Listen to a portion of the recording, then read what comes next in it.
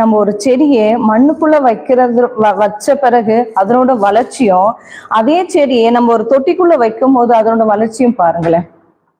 நம்ம தொட்டிக்குள்ள வைக்கும் போது அதனோட வேறு நம்ம வச்சிருக்கிற அளவுல மட்டும்தான் அது அங்கேயே சுத்தி சுத்தி அதுக்குள்ளேயே தான் அந்த வேறு விட்டு விட்டு விட்டு வளர்ந்து நிற்கும்.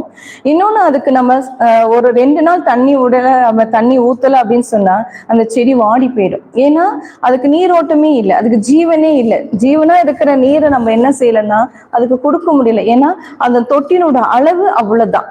அப்ப அந்த அளவுக்கு ஏத்த மாதிரிதான் அதை தான் வேற அதுல செலுத்தி இருக்குது.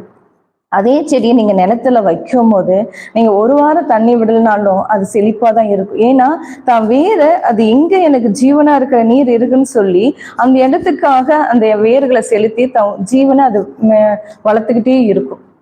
அதுதான் தேவன் சொல்றாரு, நீ எனக்குள்ள எந்த அளவுக்கு வேரூன்றி இருக்கிற, நீ எனக்குள்ள எந்த அளவுக்கு நீ விசுவாசமா இருக்கிற, நம்ம தேவனுக்குள்ள எந்த அளவுக்கு விசுவாசமா இருக்கிறோம். ஒரு மரம்